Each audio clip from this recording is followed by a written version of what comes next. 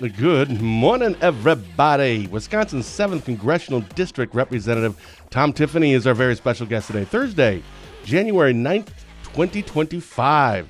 For DrydenWire.com, I'm Ben Dryden, and you are watching DrydenWire Live, presented by Americans for Prosperity Wisconsin. AFP Wisconsin works to reignite the American dream and break down government barriers that hold us back from our full potential. Visit afpwisconsin.com to learn more and join AFP to fight for more freedom for all Wisconsinites. With that, we welcome Wisconsin's 7th Congressional District Representative, who joins us every month on the second Thursday for a 30-minute chat, Congressman Tom Tiffany. Tom, good morning, sir. Hey, Happy New Year. Happy New Year to you also. Happy belated birthday. You're a Christmas baby, aren't you? Yeah, me and, Jesus. Yeah, just the two of us. And happy belated birthday to you. Yours was right after Christmas. Yeah. Hey, and were the girls good to me this year? Really? All four presents they gave me, I've used already. Really?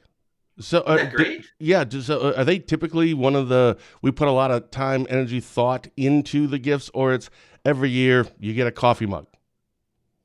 No, they're very thoughtful. Very thoughtful. In fact, and sometimes practical. One of them I got was one of those canvas firewood haulers, one that you can just carry around. Yeah. They work so slick. I've wanted one for a couple years, and Catherine got it for me this year, and I've been putting it to use. What? It's been a little cold. Yeah, no kidding. I tried to, I recommended to Adam Jarko I sent him a text like a week ago, and I said, I watched this movie, you should watch it. And he goes, I'll watch that if you read this book. It was like the Lonesome something. I don't know. And apparently there's a TV series that goes, read that book. I'm like, I don't read books, but I ordered one, and I don't know. I tried to read a book over the holidays, and I got like a chapter, and I'm like, I don't like reading books. Are you a avid book reader? Oh, yeah, we read some books. And by the way, another present I got was for people that travel a lot. If anybody's listening to us that travels a lot, my daughter Carlin got me what I call compression bags.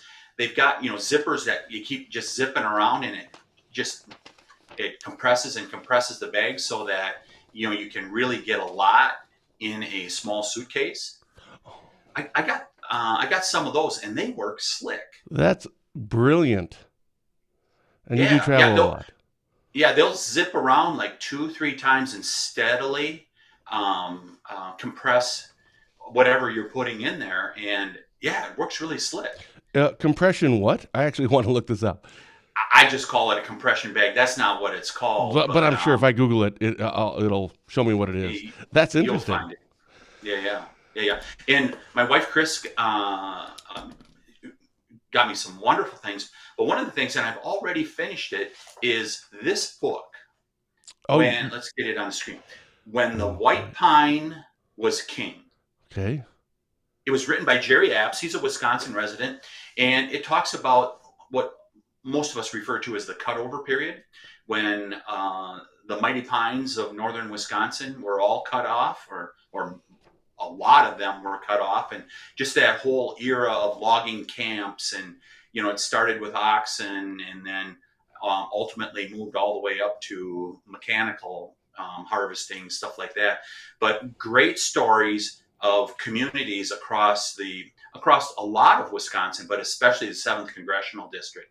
Woodruff and Spooner and Chippewa Falls, and just all those places where they harvested those trees here in northern Wisconsin. But I think one of the really good parts about the book is that they recognized they did it wrong after the early 1900s, that you can't just go and slick an entire region of the state, and they did it in other states also, that there's got to be a reforestation plan.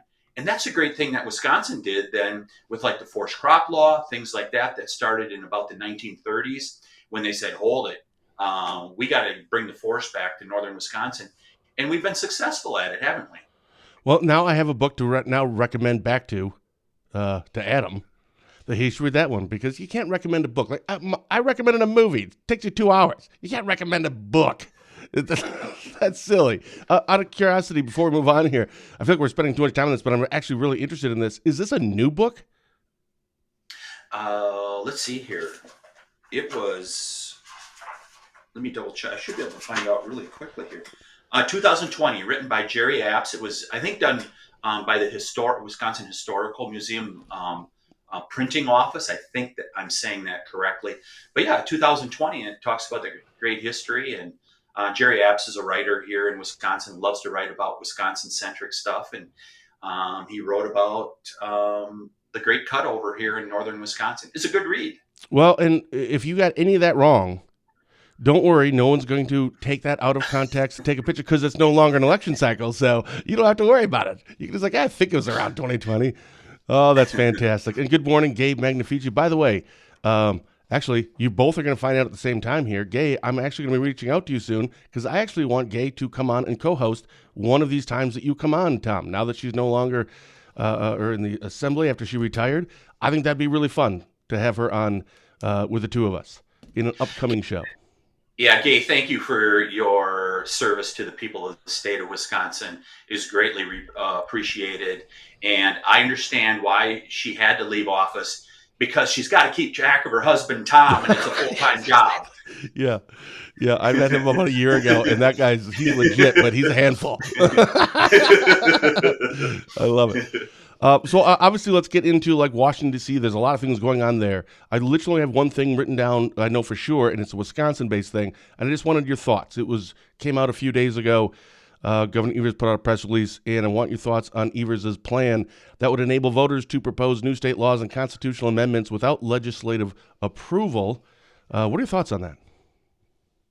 Yeah, so it's actually a state thing that he's proposing there, that there be the Constitution be changed, that they can just do direct ballot initiatives. So in other words, you take an issue to the voters, and if 50% plus one approve it, then it becomes law. Many states do that. California, most famously, I would say to you, infamously. And that leads into, you can kind of tell what I think of it. I think we have legislative representatives for a reason. And that is, we have people that represent the people. You know, what is it, about 58,000 people for each assembly district, 3 times that for the state Senate. And I think people elect their representatives to do that work of deciding what's best for public policy. So you have hearings and things like that. Because we've seen in some states where they've had real regrets when they went to this direct ballot initiative, and where the passions of the day say, gosh, we got to do this. And then they look back a few years later and they've had to undo them at times because they found out, well, maybe our passions at the time weren't the best idea. Maybe we should have had more information.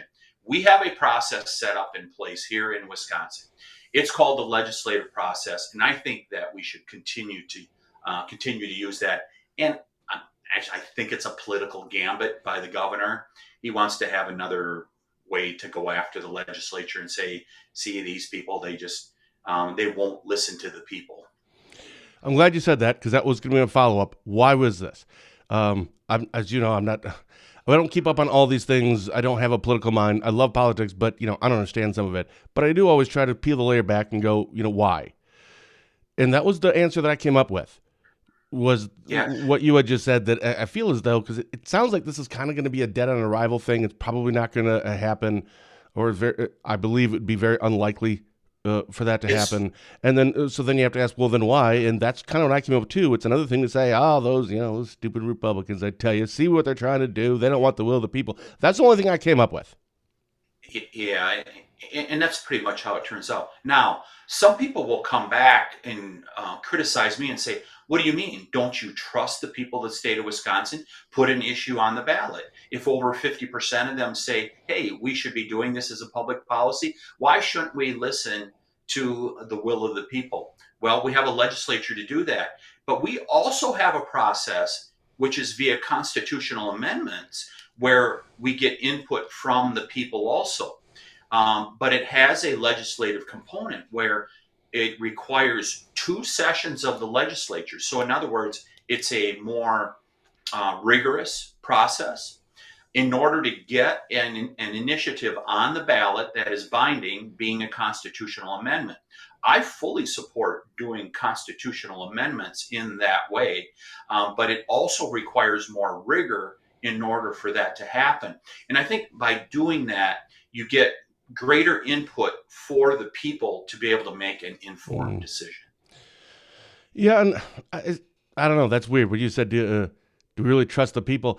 It's not that I wouldn't trust the people per se, but opinions change, society changes, and I don't know. It's weird. If you look at 30 years ago, pick any topic today, and 30 years ago it could have been completely different. I don't know.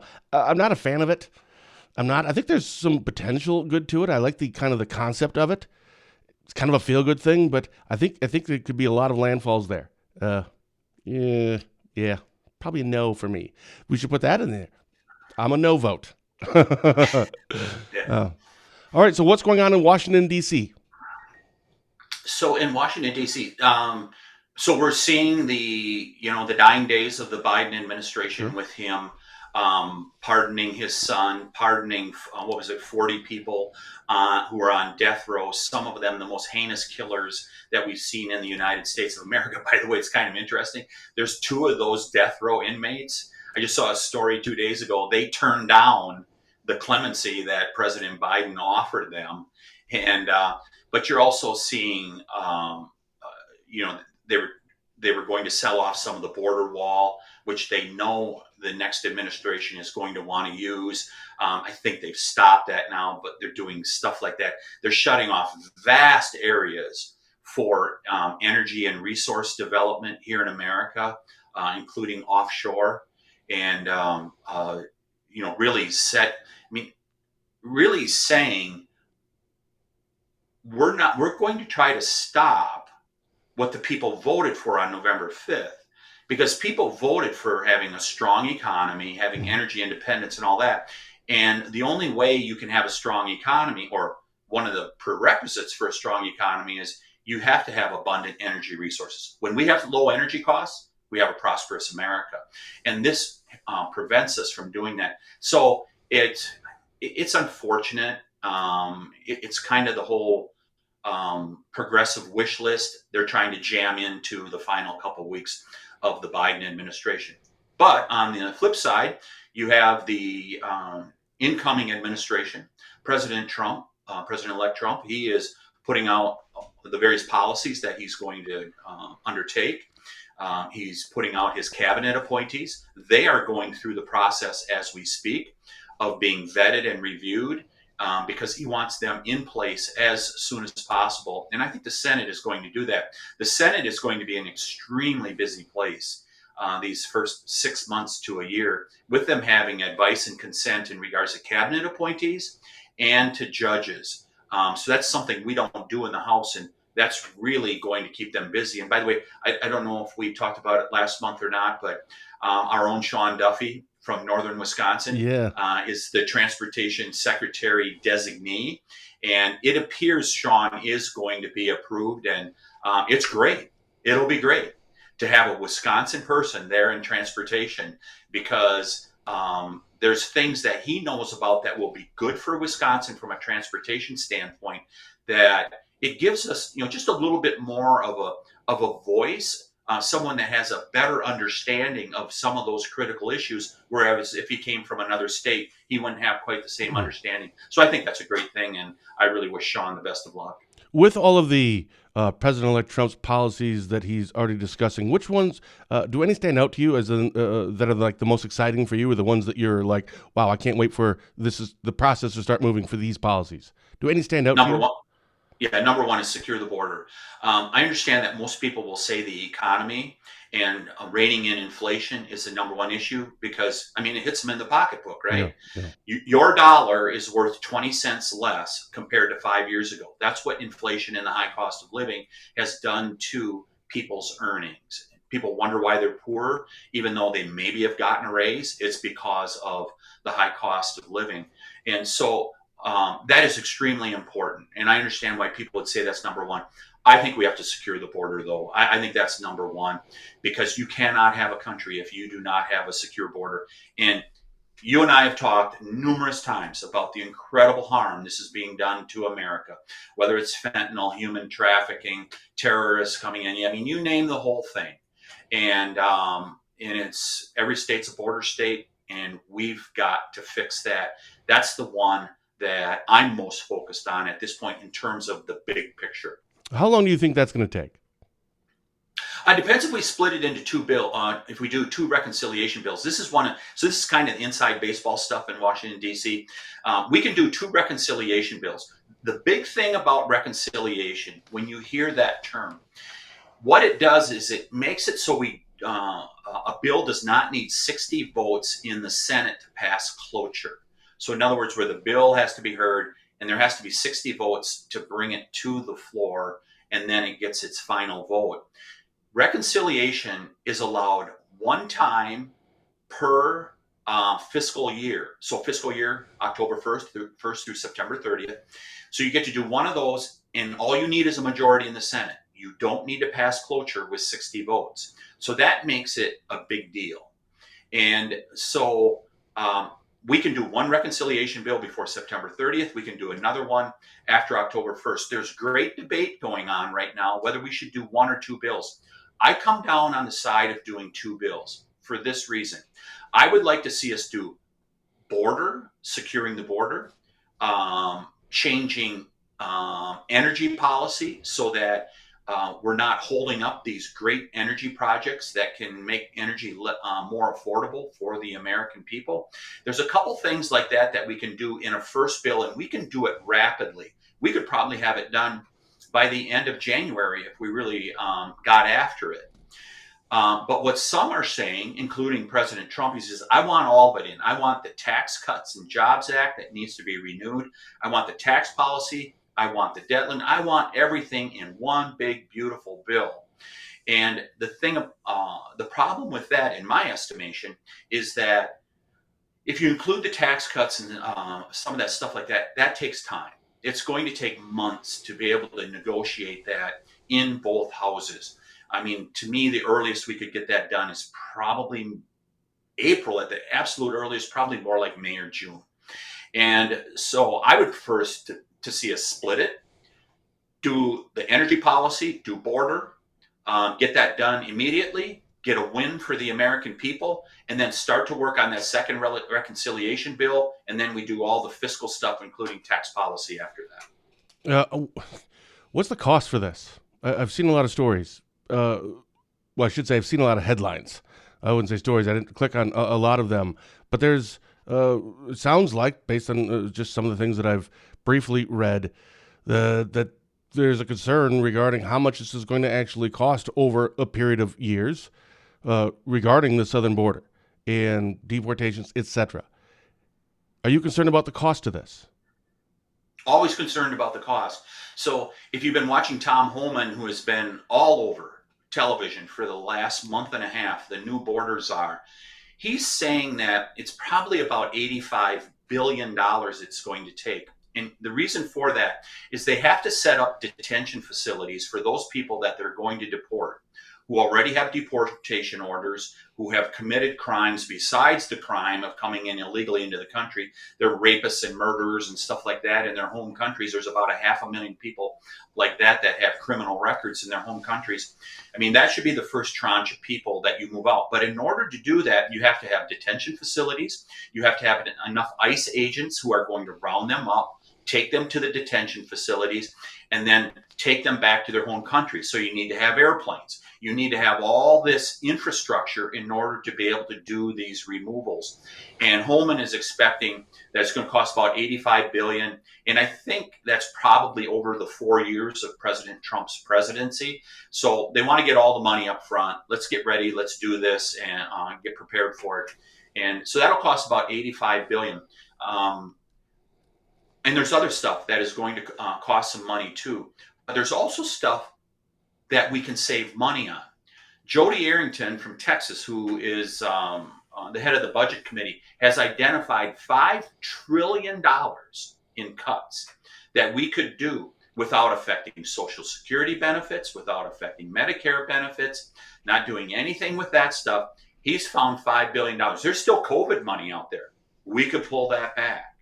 There's enormous fraud in the food stamp program. Think about the story you probably saw over in Minnesota where there's $250 million that went to that Feeding Our Future program Yeah. under Governor Walz. Almost all of it went out fraudulently. Supposedly they're going to feed kids. It's that type of stuff.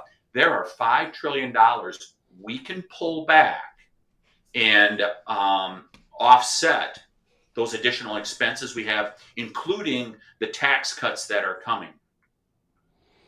$5 trillion. That's bizarre to me. Why haven't we not done anything about that to begin with? I mean, $5 trillion. You're just saying like, yeah, just walk in and like, okay, holy cow, here's $5 trillion that we can save. So now let's be real clear here. And once again, it's a little bit of the inside baseball stuff. It's $5 trillion. This stuff is measured over 10 years. This is how the Congressional Budget Office and other bean counters that we have in the congressional offices, they do this stuff over 10 years. But it's $5 trillion over 10 years. But it's very doable. We can get that done. And if people want to see some of the list, we've got a list that we've started that came from Representative Arrington's office, and they could see some of the stuff that where we could reduce spending. I mean, think about it. IRS agents. The Biden administration in that one bill, they put $80 billion into hiring more IRS agents. We don't need more IRS agents. What we need is a tax code that's not so complicated. Yeah. And you won't need all those IRS agents. So we could pull back billions of dollars there. There's just so many things. $5 trillion we can certainly do. I hope we do, because it's the only way that we're going to stop inflation. Inflation was caused in this country because of the excessive government spending and the high cost of energy. Where can somebody find a list of that? They can contact my office. Okay. I'll literally be contacting your office after this show, because I would like to actually see some of the things that are on there. Yeah, contact my office, or I wouldn't be surprised. Today's Thursday. Tomorrow is when our weekly telegram comes out, Tiffany telegram, over 40,000 people that subscribe to it. I bet my staff will have some of those examples in there. I have subscribed to it, so I'll wait for it tomorrow. Sure. What is this? I think it was this morning or yesterday.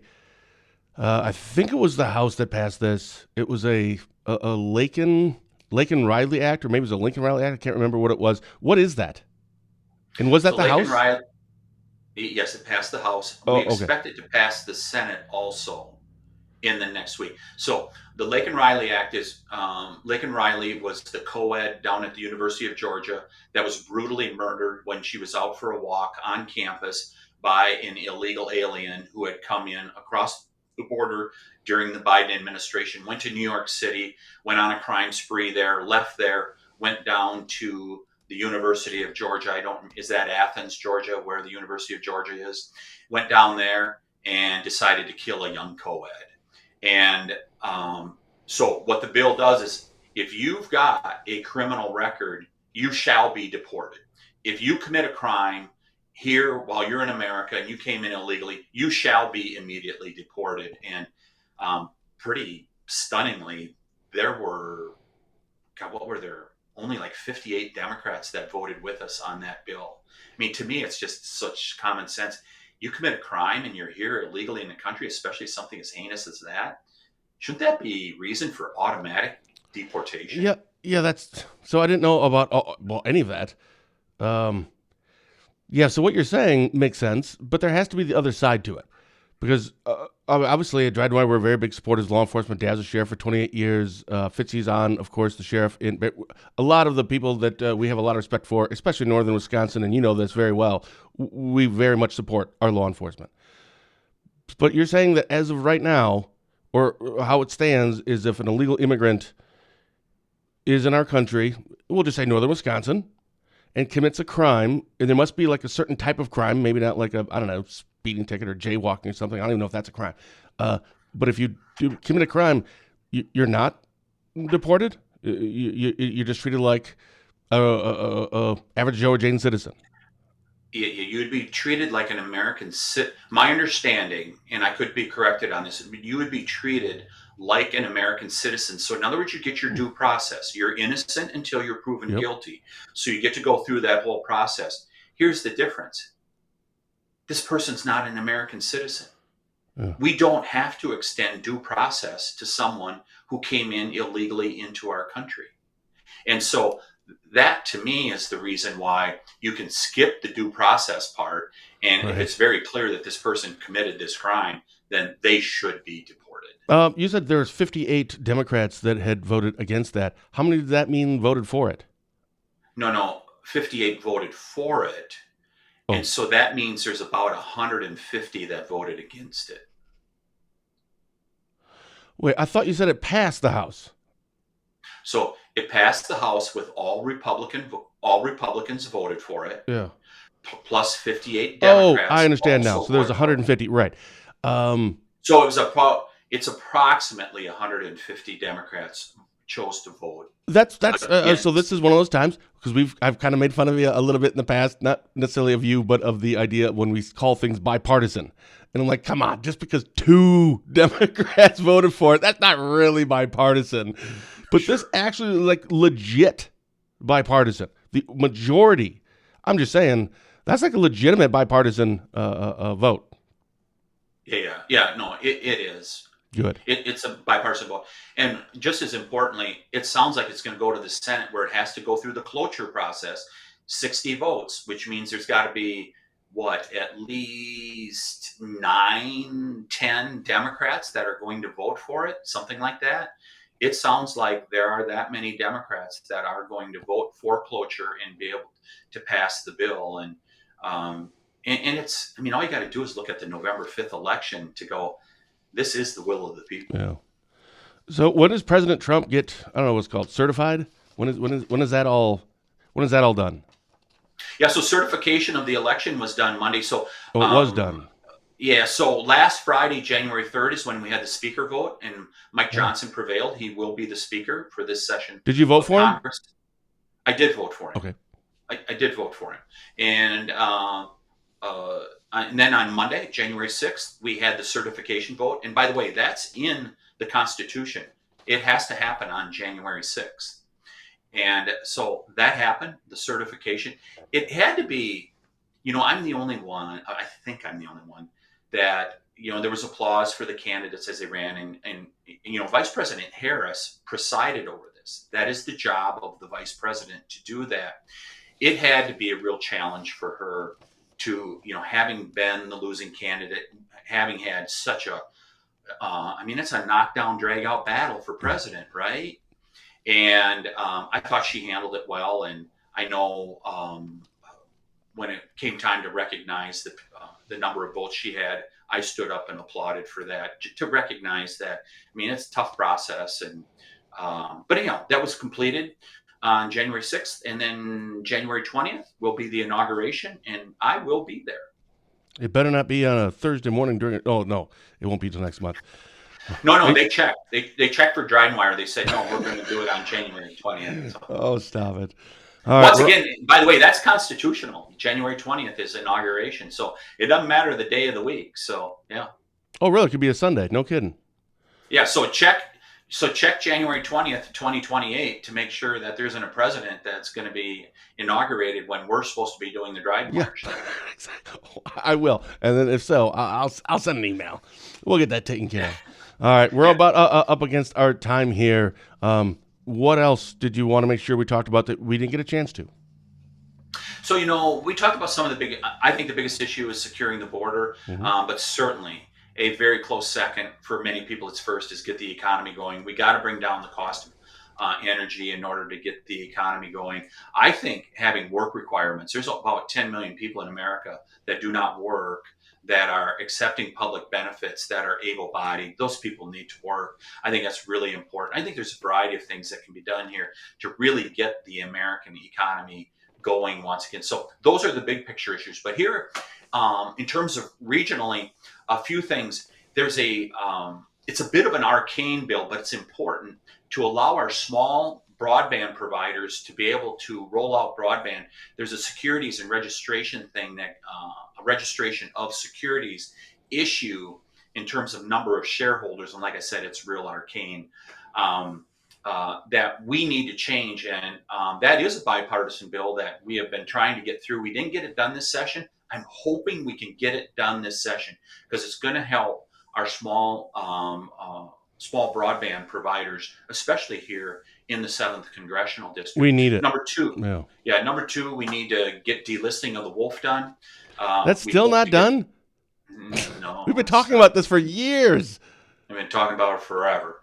I am really hopeful that we're going to be able to get delisting return control back to the states. We got some stuff Representative Stauber and I are working on to allow Fraser shipyards up in the Twin Ports to be able to do naval work.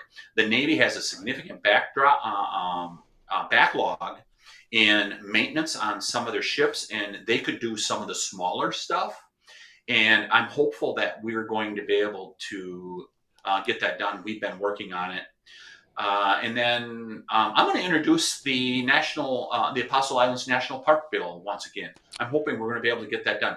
I thought over after we introduced it in July, and then we had a lot of input through September, and I just kind of left it through the election to let people be able to give their input, let us know what they think.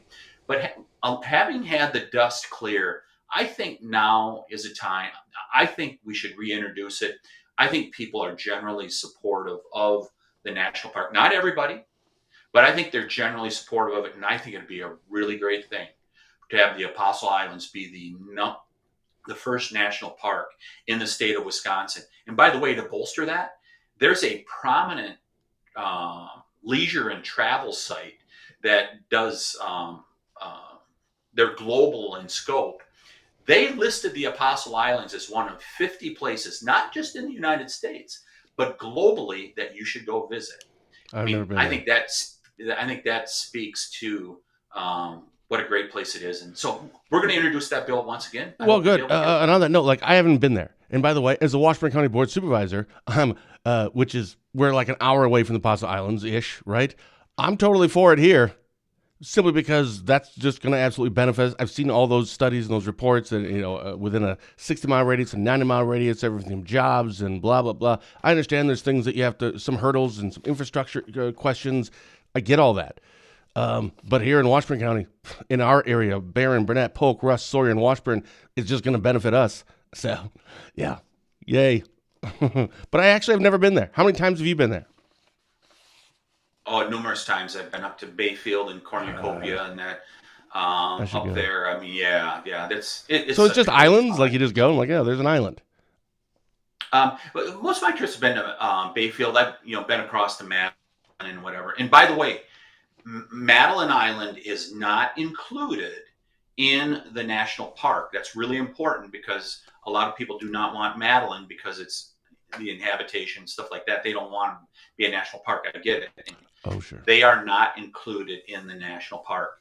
Right. So, and by the way, if I could add one other thing, it is currently a national lakeshore. Called them the restrictions that were put in place in 1970 when it became a national lakeshore managed by the National Park Service. There's very little change in how it will be managed, national park versus national lakeshore. It's just that it becomes it's a prestige thing in my mind to call it a national park versus a national lakeshore, and I think it deserves that prestige. Yeah, I agree. All right, what do you have coming up this weekend? So this weekend we're home for a few days, and then we go back next week, and we're working on these reconciliation bills, figuring out what we can put in them, what we can't, and then what we do want to put in them, whether we're going to have two reconciliation bills. That's really going to be the big question. But we're also introducing some bills here in getting that drafting done. So the bills that we want to introduce, that we're going to be able to get them out there as soon as possible. And so lots of work going on. Go back Monday and go to work. And then the following weekend, So would that be like the 17th, 18th, 19th? Mhm. There'll be all kinds of inaugural activities that'll be going on leading up to the inauguration, inaugural balls, stuff like that. And I've never done that stuff. And Chris is coming out, a couple of our kids, and we're going to experience it for the first time. Out of curiosity, how long? Obviously, every bill is going to be different. But when you're about to prepare or draft a bill, how long does that take? Again, I get it. Some could take, I'm assuming, months and months and months. Some are they shorter? I mean, what is an average if there is one? Yeah, if you're starting from scratch, it's going to take a few weeks in minimum to get it done. But then you also have back and forth where you go back to the legislative drafters and you say, this isn't exactly hitting the mark. So you end up with this discourse that goes on between the drafters and your office. So I would say when you're starting from scratch, oftentimes it'd take a month to be able to get that done. Now, if the bill is not being done from scratch with minor changes, you can get it done pretty quickly. That's actually a lot faster than I thought. It really is. Yeah, well, sometimes it does.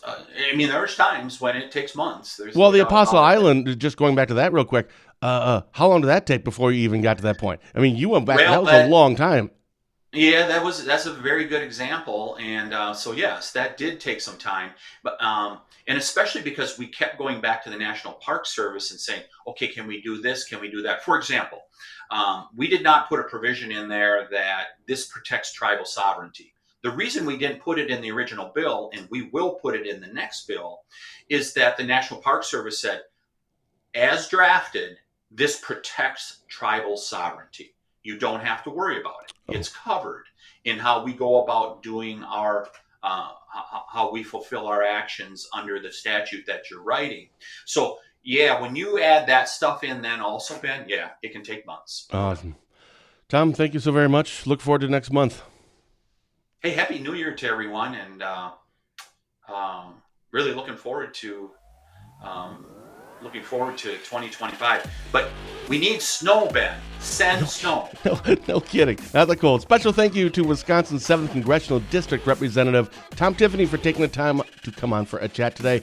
I'll see all of you next Tuesday when Barron County Sheriff Chris Fitzgerald and I'll be back for our 217th episode of our weekly Positive Tuesday with Ben and Fitzy show. So until then, for DrydenWire.com, I'm Ben Dryden. Thank you for watching, and as always, have a blessed day.